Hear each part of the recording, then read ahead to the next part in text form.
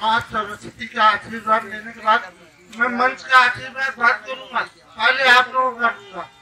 अगर आप लोग डटे रहे, हमें बर्दाश्त करते रहे, तो हमारी आत्मा इतनी प्रसन्न हो जाएगी कि हम आपको आशीर्वाद दे सकते हैं।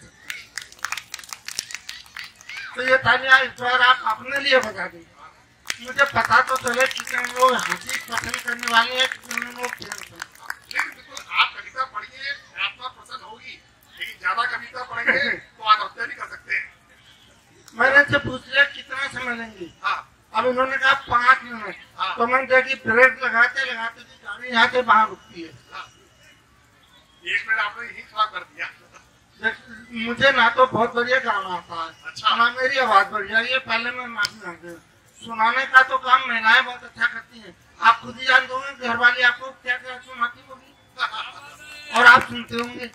हमारे बीच में एक नारी शक्ति, हमारी बेटी के समान हमारी बैठी हुई है महिला शक्ति। देखिए इतने कवि हैं, आपको यही चमकती नजर आ रही है। अच्छा। मैं सोच रहा था तो शाही पनीर पहले परोसा था, मैं इन्होंने देसी खिचड़ी पहले परोसी। क्या बात है, ताली बजा दीजिए। अब देखिए ये तो मजाक में कह रहे हैं, मैं आपसे इसलिए कह रहा हूँ निवेदन के साथ, मैं कभी तालियां मांगता नहीं हूँ। मुझे मालूम है आप लोग तालियां बजाएंगे और यहाँ नहीं बजाएंगे तो आगे चल के गली गली बजाएंगे।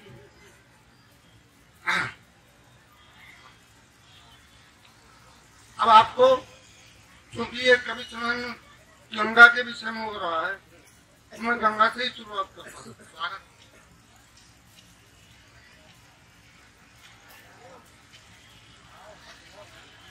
ये गंगा की पावन भूमि है, हमारे लिए गंगा और हमारा देश पहले है। बाकी तो हंसाना हंसना चलता रहेगा। वैसे तनाव में रहते हैं लोग तो हम तो आपको हंसाएंगे। भागीरथ की परंपरा को हमें निभाना है, भागीरथ की परंपरा को हमें निभाना है और गंगा को गंगा होने से हाथ बचाना है। गंगा है भारत का गौरव, गंगा अपनी माता है। अब मेले में हम सबको मिलकर डुबकी खूब लगाना है। और आप लोग जिनकी शादी नहीं हुई है उनके लिए एक सलाह दे रहा हूँ मेले के लिए। जिनकी शादी हुई है इसी साल में अपनी साली को मेला घुमा दीजिए। जिनकी शादी हुई है इसी साल में अपनी साली को मेला घुमा दीजिए और छेड़ने की अगर कोई कोशिश करे उसके 2-4 कस्ते घुमा दीजिए। अब देखिए ये पत्नी की वाली बात कही थी, मेरी एक बहुत 4 लाइन थी, इन्हें बहुत पसंद है, रेडियो टीवी से बहुत आती है। मैंने उससे बात की। मेरी वो 4 लाइनें थी, कभी चिमटा कभी बेलन कभी फुकनी से पिटते हैं। इन्होंने पॉपुलर किए लाइन। इसके बाद ये लोग कहते हैं मुझे सबसे बड़े पिटेल कवि आप ही हैं। हाँ टूटे पिटे कवि। कभी चिमटा कभी बेलन कभी फुकनी से पिटते हैं, तो बड़े सौभाग्यशाली हैं कि जो पत्नी से पिटते हैं। सुन लीजिए, कभी चिमटा कभी बेलन कभी फुकनी से पिटते हैं, बड़े सौभाग्यशाली हैं जो पत्नी से पिटते हैं। अपनी से पिटते हैं। बड़े सौभाग्यशाली हैं जो पत्नी से पिटते हैं। अरे हाल उन लोगों से पूछो जो पिट रहे हैं ऐरो गैरों से, हम उनसे लाख अच्छे हैं कि हम अपनी से। मेरी पत्नी ने एक बार कहा था कि भाई सबके लिए लिखो, कभी मेरे लिए नहीं लिखते। तो मैंने यही 4 लाइनें लिखी और रेडियो पर सुनाई। लौट के आए तो पता चला बातों में मार पड़ी।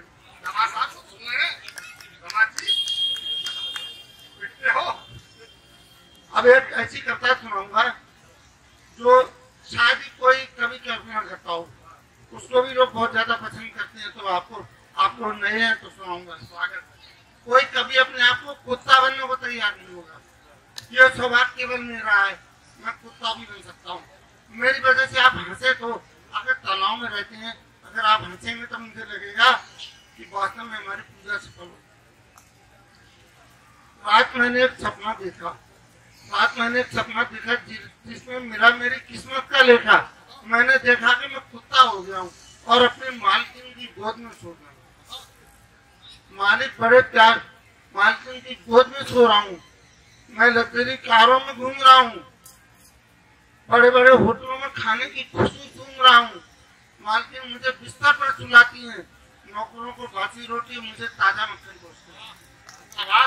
और इतना नहीं, जब मैं उनकी गोद में सोता हूँ ना, जब मैं उनकी गोद में, तो अक्सर मेरा मुंह उनकी लिपस्टिक तक पहुँच जाता है। अब मन में कल्पना करिए कहाँ पहुँच जाता है मुंह। अक्सर मेरा मुंह उनकी लिपस्टिक तक पहुँच जाता है और बदले में ये भाग्यशाली उनका प्यार ही पाता है।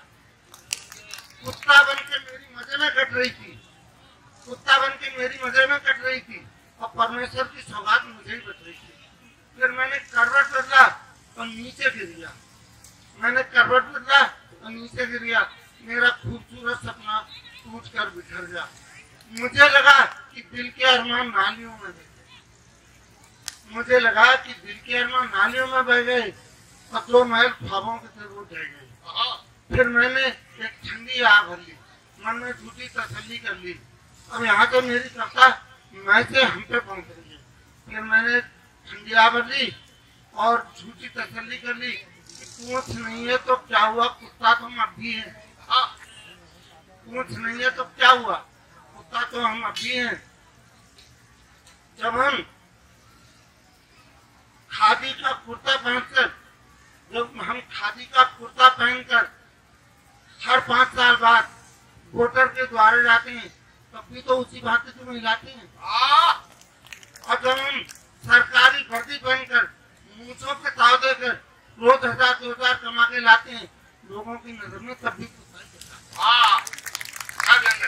और जब हम भद्दे लक्ष्य से किसी नारी को तकते हैं, उसी नजर में हम तब भी कुत्ते ही रखते हैं। मेरे मित्रों, मैं केवल इतना कहूंगा, ये मेरा चौबारी है।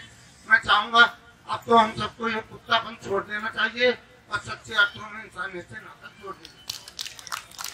अब थोड़ा सा 2 मिनट में और हंसा के आप तो फिर मैं भागता हूँ, वरना ये मुझे भगा में वैसे बेइज्जती करके। क्योंकि उन युवाओं के लिए जो दूसरों के घरों में ताक झाक करते हैं, उनके लिए 4 लाइनें हैं। आज 3 में सांप छुपाओ, ऐसा भी हो सकता है, समझने वाली बात है। आज 3 में सांप छुपाओ, ऐसा भी हो सकता है। और दूध में मीठा जहर मिलाओ, ऐसा भी हो सकता है। और किसी के घर में तुम जाते हो मजे लूटने छुप छुप कर, तुम्हारे घर कोई और छुपाओ, ऐसा भी हो सकता है।